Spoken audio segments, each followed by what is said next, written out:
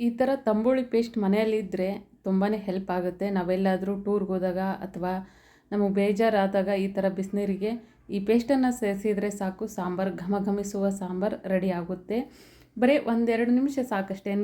ನೀರು ಕುದಿಯೋದಕ್ಕೆ ಅಲ್ವಾ, ಬಿಸಿ ನೀರಿದ್ದರೆ ಸಾಕು. ಇದನ್ನು ಯಾವ ಥರ ಮಾಡೋದಂತ ನೋಡೋಣ. ತುಂಬಾ ಈಜಿ, 6 ತಿಂಗಳ ಸ್ಟೋರ್ ಮಾಡ್ಬೋದು. ಫ್ರಿಜ್ಜಿನ ಅವಶ್ಯಕತೆ ಇದಕ್ಕಿಲ್ಲ, ಹಾಗೇ ಕಡೆಗೇ ಇಡಬಹುದು. ಕೆಲ್ಸಕ್ಕೆ ಹೋಗೋರಿಗೆ ಅಥವಾ ಎಲ್ಲಾದರೂ ಮಕ್ಕಳು ದೂರ ಓದ್ತಾ ಇರ್ತಾರಲ್ಲ, ಅವ್ರಿಗೆ ನಾವು ಟೂರ್ಗೆ ಹೋದಾಗ ತುಂಬಾ ಹೆಲ್ಪ್ ಆಗುತ್ತೆ. ಇದು ಬಿಸಿನೀರಿದ್ದರೆ ಸಾಕಷ್ಟೇ. ಇವಾಗ ಇದನ್ನು ಯಾವ ಥರ ಮಾಡೋದು ಅಂತ ನೋಡೋಣ. ಎರಡು ನಿಂಬೆಹಣ್ಣಿನ ಗಾತ್ರದಷ್ಟು ಹುಣಸೆ ಹಣ್ಣನ್ನು ತೊಗೊಳ್ತಾ ಇದ್ದೀನಿ. ಹುಣಸೆ ಹಣ್ಣನ್ನು ಆದಷ್ಟು ಹೊಸದನ್ನೇ ತೊಗೊಳ್ಳಿ. ಭಾಳ ದಿನ ಸ್ಟೋರ್ ಮಾಡೋದ್ರಿಂದ ಹಳೇದಾದರೆ ಮತ್ತಿಷ್ಟು ಕಪ್ಪಾಗೋ ಚಾನ್ಸಸ್ ಇರುತ್ತೆ. ಹೊಸದಾದರೆ ತುಂಬ ಚೆನ್ನಾಗಿರುತ್ತೆ. ಧೂಳು ಇರುತ್ತಲ್ಲ, ಹಾಗಾಗಿ 2-3 ನೀರಿಂದ ಅದನ್ನು ತೊಳ್ಕೊಳ್ಳಿ. ಅತಿಯಾಗಿ ಅದನ್ನು ಕ್ಯೂಚ್ಬಿಟ್ಟು ತೊಳೆದಕ್ಕೆ ಹೋಗಬೇಡಿ. ಸ್ವಲ್ಪ ನೀರು ಹಾಕಿ ತೊಳ್ಕೊಳ್ಳಿ. ಅದನ್ನ ನೆನೆಯೋದಕ್ಕೆ ಇಟ್ಬಿಡೋಣ. ಅದು ಚೆನ್ನಾಗಿ ನೆನ್ಕೊಳ್ಳಿ. ಇಲ್ಲಿ ನೋಡಿ, ನೀರು ಹಾಕಿ ನೆನೆಯೋದಕ್ಕೆ ಇಡ್ತಾ ಇದ್ದೀನಿ. 2 ನಿಂಬೆಹಣ್ಣಿನ ಗಾತ್ರ ಇದೆ ಇದು, ನಿಮಗೆ ಗೊತ್ತಾಗಲಿ ಅಂತ ಹೇಳ್ತಾ ಇದ್ದೀನಿ. ಇವಾಗ ಒಂದು ಮಸಾಲವನ್ನು ರೆಡಿ ಮಾಡ್ಕೊಳ್ಳೋಣ. ಜೀರಿಗೆ, ಮೆಂತ್ಯಕಾಳು 1 ಟೀ ಸ್ಪೂನ್ ಅಷ್ಟಿದೆ. ಸ್ವಲ್ಪ ಇದು ಕರಿಬೇವು. ಇದನ್ನು ಬಿಸಿ ಮಾಡ್ಕೊಳ್ಳೋಣ. ಇವಾಗಲೇ ಬೇಕಿದ್ದರೆ ನೀವು ಧನಿಯಾ ಕಾಳನ್ನು ಸೇರಿಸ್ಕೋಬಹುದು. ನಾನು ಪುಡಿ ಸೇರಿಸ್ತಾ ಇದ್ದೀನಿ, ಧನಿಯಾ ಪುಡಿ, ಹಾಗಾಗಿ ಧನಿಯಾ ಕಾಳನ್ನು ಸೇರಿಸ್ತಾ ಇಲ್ಲ. ನೀವು ಹಾಕ್ಕೊಳ್ಳಿ ಬೇಕಿದ್ದರೆ. ಅದನ್ನು ಪೌಡ್ರ್ ಮಾಡಿದ್ದೀನಿ, ನೋಡ್ತಾ ಇರ್ಬೋದು. ಈ ಥರ ಚೆನ್ನಾಗಿ ಫೈನ್ ಪೌಡ್ರ್ ಇರಲಿ, ಅದು ತರಿಯಾಗಿ ಬೇಡ, ಫೈನಾಗಿ ಪೌಡ್ರ್ ಮಾಡ್ಕೊಳ್ಳಿ. ಈಗ ಹುಣಸೆ ಹಣ್ಣನ್ನು ಅದರಲ್ಲಿ ನಾರು ಅಥವಾ ಬೀಜ ಏನಾದರೂ ಇದ್ದರೆ ತಗೊಂಡ್ಬಿಡೋಣ. ಅದರ ಒಂದು ಪೇಸ್ಟ್ ಬಂದರೆ ಸಾಕು ನಮಗಷ್ಟೇ, ಉಳಿದಿದ್ದ ಅವಶ್ಯಕತೆ ಇಲ್ಲ. ಈ ಥರ ಸಾಕು, ಇಷ್ಟೇ. ಹುಣಸೆ ಹಣ್ಣು ಹೊಸದಿತ್ತು, ಚೆನ್ನಾಗಿ ಬಂದಿದೆ. ಇವಾಗ ನಾನು ಒಗ್ಗರಣೆಗಾಗಿ ಒಣಮೆಣಸಿನ್ಕಾಯಿ ಮತ್ತು ಬೆಳ್ಳುಳ್ಳಿ, ಕರಿಬೇವನ್ನು ರೆಡಿ ಮಾಡ್ಕೊಂಡಿದ್ದೀನಿ. ಒಣಮೆಣಸಿನ್ಕಾಯಿನ ಮುರಿದ್ಬಿಟ್ಟು ಇಟ್ಕೊಂಡಿದ್ದೀನಿ. ಕಲರು ಚೆನ್ನಾಗಿ ಬರುತ್ತೆ, ಟೇಸ್ಟ್ ಇರುತ್ತೆ, ನೋಡೋಕ್ಕೂ ತುಂಬ ಚೆನ್ನಾಗಿರುತ್ತೆ ಅಂತ. ಇವಾಗ ಎಣ್ಣೆ ಬಿಸಿ ಮಾಡಲು ಇಡ್ತಾ ಇದ್ದೀನಿ. ಒಗ್ಗರಣೆಗಾಗಿ 4 ಟೇಬಲ್ ಸ್ಪೂನಷ್ಟು ಆಯಿಲ್ ಬಿಸಿ ಮಾಡಲು ಇಡ್ತಾ ಇದ್ದೀನಿ. ಶೇಂಗಾ ಎಣ್ಣೆ 4 ಟೇಬಲ್ ಸ್ಪೂನ್. ಎಣ್ಣೆ ಜಾಸ್ತಿ ಆಯ್ತು ಅನ್ನಿಸ್ಬೋದು, ಮತ್ತು 6 ತಿಂಗಳು ಇಡ್ತೀವಲ್ಲ, ಹಾಗಾಗಿ ಸ್ವಲ್ಪ ಜಾಸ್ತಿ ಇದ್ದರೆ ಚೆನ್ನಾಗಿರುತ್ತೆ. ನೀರಿಗೆ ಹಾಕ್ತೀವಲ್ಲ, ಹಾಗಾಗಿ ಅಲ್ಲೇನು ಒಗ್ಗರಣೆ ಇರಲ್ವಲ್ಲ, ಇದೇ ಅದಕ್ಕಾಗಿರುತ್ತೆ. ಹಾಗಾಗಿ ಸ್ವಲ್ಪ ಎಣ್ಣೆ ಜಾಸ್ತಿ ಹಾಕ್ಕೊಳ್ಳಿ. 1 ಟೀ ಸ್ಪೂನಷ್ಟು ಜೀರಿಗೆ, 1 ಟೀ ಸ್ಪೂನಷ್ಟು ಸಾಸಿವೆ ಆದರೆ ಸಾಕು. ಚಟಪಟ ಅಂದ ತಕ್ಷಣವೇ ಅದಕ್ಕೆ ಬೆಳ್ಳುಳ್ಳಿಯನ್ನು ಸೇರಿಸ್ಕೊಳ್ಳೋಣ. ಬೆಳ್ಳುಳ್ಳಿ ಸ್ವಲ್ಪ ಜಾಸ್ತಿನೇ ಹಾಕ್ಕೊಳ್ಳಿ, ತುಂಬ ಟೇಸ್ಟು ಮತ್ತು ಚೆನ್ನಾಗಿರುತ್ತೆ. ಬೆಳ್ಳುಳ್ಳಿ ತಿನ್ನಲ್ಲ ಅನ್ನೋರು ಸ್ಕಿಪ್ ಮಾಡ್ಬೋದು. ಈ ಥರ ಬೆಳ್ಳುಳ್ಳಿನ ಹೊತ್ತೋದಕ್ಕೆ ಬಿಡಬೇಡಿ. ಸ್ವಲ್ಪ ಕಂದು ಬಣ್ಣ ಬಂದರೆ ಸಾಕಷ್ಟೇ. ಇವಾಗಲೇ ಇದಕ್ಕೆ ಒಣಮೆಣಸಿನ್ಕಾಯಿನ ಸೇರಿಸ್ಕೊಳ್ಳೋಣ. ಅದು ಸ್ವಲ್ಪ ಫ್ರೈ ಥರ ಆಗಬೇಕು. ಆನಂತರ ಇದಕ್ಕೆ ಕರಿಬೇವನ್ನು ಸೇರಿಸ್ಕೊಳ್ಳೋಣ. ಸ್ವಲ್ಪ ಫ್ರೈ ಆದ ತಕ್ಷಣ ಖಾರದ ಪುಡಿನ ನಾನು ಇವಾಗಲೇ ಸೇರಿಸ್ತಾ ಇದ್ದೀನಿ. 4 ಟೇಬಲ್ ಸ್ಪೂನಷ್ಟು ಅಚ್ಚ ಖಾರದ ಪುಡಿ, ಅಂದರೆ ಕಲರ್ ತುಂಬ ಚೆನ್ನಾಗಿ ಬರುತ್ತೆ. ಆನಂತರ ಹಾಕಿದರೆ ಕಲರ್ ಡಲ್ ಅನಿಸುತ್ತೆ ಸ್ವಲ್ಪ. ಗ್ಯಾಸನ್ನು ಲೋ ಫ್ಲೇಮಲ್ಲಿಡಿ. ಐಯಲ್ಲಿಟ್ಟರೆ ಒತ್ತೋ ಚಾನ್ಸಸ್ ಇರುತ್ತೆ. ಲೋ ಫ್ಲೇಮಲ್ಲಿಟ್ಟು 4 ಟೇಬಲ್ ಸ್ಪೂನಷ್ಟು ಖಾರದ ಪುಡಿ ಸೇರಿಸ್ತಾ ಇದ್ದೀನಿ. 1 ಟೀ ಸ್ಪೂನ್ಗಿಂತ ಸ್ವಲ್ಪ ಕಡಿಮೆ ಅರಿಶಿಣ ಪುಡಿ ಸೇರಿಸ್ತಾ ಇದ್ದೀನಿ. ಇದಾದ ನಂತರ ಇದಕ್ಕೆ ಹುಣಸೆ ಹಣ್ಣನ್ನು ಸೇರಿಸಿ ಚೆನ್ನಾಗಿ ಫ್ರೈ ಮಾಡ್ಕೊಳ್ಳಿ. ನೀರನ್ನು ಹಾಕ್ತಾ ಇಲ್ಲ, ನೀವು ಗಮನಿಸ್ತಾ ಇರ್ಬೋದು. ಹುಣಸೆ ಹಣ್ಣನ್ನು ಏನು ನೆನೆಸಿದ್ನಲ್ಲ, ಅದು ಮಾತ್ರ ನೀರಿನ ಅಂಶ ಆಗಿರುತ್ತೆ ಇಲ್ಲಿ.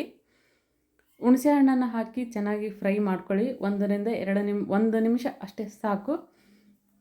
ಇವಾಗ ಇದಕ್ಕೆ 1 ಟೇಬಲ್ ಸ್ಪೂನಷ್ಟು ಉಪ್ಪನ್ನು ಸೇರಿಸ್ಕೊಳ್ತಾ ಇದ್ದೀನಿ. 1 ಟೇಬಲ್ ಸ್ಪೂನಷ್ಟು ಉಪ್ಪು, 2 ಟೇಬಲ್ ಸ್ಪೂನಷ್ಟು ಬೆಲ್ಲ ಸೇರಿಸ್ತೀನಿ. ಇದಕ್ಕೆ ನಾನು ಬೆಲ್ಲ ಸೇರಿಸ್ಕೊಳ್ಳಿ, ರುಚಿ ಚೆನ್ನಾಗಿರುತ್ತೆ. 2 ಟೇಬಲ್ ಸ್ಪೂನು ಬೆಲ್ಲವನ್ನು ಹಾಕಿ ಚೆನ್ನಾಗಿ ಫ್ರೈ ಮಾಡ್ಕೊಳ್ಳಿ. ಇದನ್ನು ಅತಿಯಾಗಿ ಫ್ರೈ ಮಾಡೋ ಅವಶ್ಯಕತೆ ಇಲ್ಲ, ಮತ್ತು ಗಟ್ಟಿ ಥರ ಆಗಿಬಿಡುತ್ತೆ ಅದು. ಹಾಗಾಗಿ 5-6 ನಿಮಿಷ ಫ್ರೈ ಆದರೆ ಸಾಕಷ್ಟೇ. ಹೆಚ್ಚಿನ ಎಣ್ಣೆನೂ ಬೇಡ ಜಾಸ್ತಿ, ಅಷ್ಟೇನು. ಈ ಥರ ಆ ಒಂದು ಇದಿತ್ತಲ್ಲ, ಪುಡಿ ಇತ್ತಲ್ಲ, ಮಸಾಲ ಪುಡಿ, ಅದನ್ನು ಸೇರಿಸ್ತಾ ಇದ್ದೀನಿ. ಜೀರಿಗೆ ಮತ್ತು ಮೆಂತ್ಯ ಪುಡಿ ಪೌಡ್ರ್ ಮಾಡಿದ್ವಲ್ಲ, ಅದನ್ನು ಕೂಡ ಹಾಕಿ ಚೆನ್ನಾಗಿ ಫ್ರೈ ಮಾಡ್ಕೊಳ್ಳಿ. ಎಕ್ಸ್ಟ್ರಾ ಸಾಂಬಾರು ಮಸಾಲ, ಗರಂ ಮಸಾಲ ಯಾವುದೂ ಬೇಡ. ಅದನ್ನು ಯಾವುದಾದ್ರೂ ಹಾಕಿದರೆ ಇದರ ತಂಬುಳಿ ಟೇಸ್ಟ್, ರಿಯಲ್ ಟೇಸ್ಟ್ ಹೊರಟೋಗುತ್ತೆ. ಇದಕ್ಕಿಷ್ಟೇ ಸಾಕು. ನಾನು ಹೇಳಿದಂಥ ಇಂಗ್ರೀಡಿಯೆಂಟ್ಸ್ ಆದರೆ ಸಾಕು. ಎಣ್ಣೆ ರಿಲೀಸ್ ಆಗ್ತಾ ಇದೆ, ನೋಡ್ತಾ ಇರ್ಬೋದು. ಧನಿಯಾ ಪುಡಿ ಸೇರಿಸ್ತಾ ಇದ್ದೀನಿ. ಹಾಕ್ಕೊಳ್ಳಿ, ಧನಿಯಾ ಕಾಳಿದ್ರು ಬೇಕಿದ್ರೆ ಹಾಕ್ಕೊಳ್ಳಿ, ಇಲ್ಲ ಪುಡಿ ಆದರೂ ಹಾಕ್ಕೊಳ್ಳಿ. ಧನಿಯಾ 5-6 ನಿಮಿಷ ಚೆನ್ನಾಗಿ ಫ್ರೈ ಮಾಡ್ಕೊಳ್ಳಿ. 6 ತಿಂಗಳ ಸ್ಟೋರ್ ಮಾಡ್ಕೊಳ್ಳಿ. ಎಲ್ಲಿಗಾದರೂ ಹೋಗಂದಿರ್ತೀವಿ, ತುಂಬ ಬೇಜಾರಾಗಿರುತ್ತೆ, ಅನ್ನ ಸಾರು ಬೇಕು ಅಂತ ಕೇಳ್ತಾ ಇರ್ತಾರೆ. ಆವಾಗ ಸಡನ್ಲಿ ಸ್ವಲ್ಪ ನೀರು ಬಿಸಿ ಮಾಡಿಬಿಟ್ಟು ಇದನ್ನು ಹಾಕಿ ಊಟ ಮಾಡಬಹುದು. ಕೈ ಕೂಡ ಅಷ್ಟೇ ಘಮ ಘಮ ಅಂತ ಇತ್ತು. ಮನೆಯಂತೂ ತುಂಬಾ ಸ್ಮೆಲ್ ಆಗಿತ್ತು ಇದನ್ನು ಮಾಡ್ತಾ ಇರುವಾಗ ಘಮ ಘಮ ಘಮ ಅನ್ನೋದು. ಒಂದು ಸಲ ಟ್ರೈ ಮಾಡಿ ಹೇಗಾಗಿತ್ತು ಅಂತ ಕಮೆಂಟ್ ಮಾಡಿ.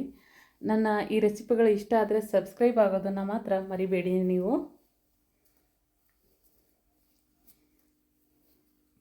ನೋಡಿ ಕಲರ್ ನೋಡಿ ಎಷ್ಟು ಚೆನ್ನಾಗಿ ಬಂದಿದೆ.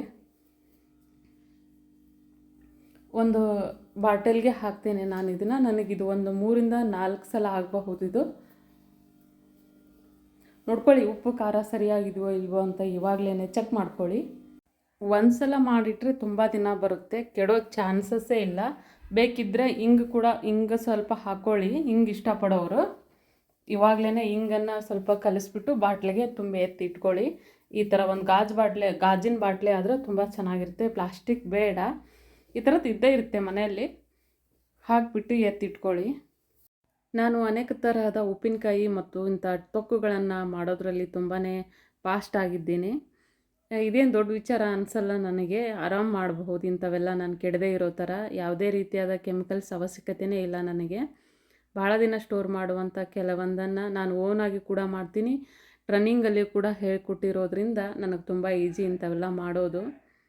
ಇಲ್ಲಿ ಏನಿಲ್ಲ, ಇದನ್ನ ಪೇಸ್ಟ್ಗಳಾಗಿರ್ಬೋದು, ಉಪ್ಪಿನಕಾಯಿಗಳಾಗಿರ್ಬೋದು, ಸ್ವಲ್ಪ ಗಮನ ಕೊಟ್ಟು ನೋಡ್ತಾ ಇರಬೇಕು. ಮಾಡಿ ಎತ್ತಿಟ್ಬಿಡ್ತೀರಾ, ಆ ಥರ ಮಾಡಬೇಡಿ.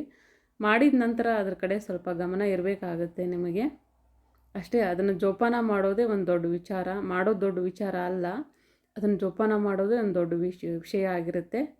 ಹಾಗಾಗಿ ಮಾಡ್ಕೊಳ್ಳಿ ಹೆಲ್ತಿಯಾಗಿ, ಹೈಜೆನಿಕ್ಕಾಗಿ. ನಿಮ್ಮ ಕೈಯಿಂದನೇ ಆ ಖುಷಿನೇ ಬೇರೆ. ವೆರೈಟಿ ಮಾಡಿ ಮಕ್ಕಳಿಗೂ ಮನೆಯವ್ರಿಗೂ ಕೂಡ ತುಂಬ ಇಷ್ಟ ಆಗುತ್ತೆ. ಎಲ್ಲ ಮಾಡ್ತಾರಲ್ಲ ಇವರು ಏನು ಎದರಲ್ಲೂ ಕಡಿಮೆ ಇಲ್ಲ ಅಂತ ನಿಮ್ಮ ಮೇಲೆ ಒಂದು ಗೌರವನೇ ಜಾಸ್ತಿ ಆಗುತ್ತೆ.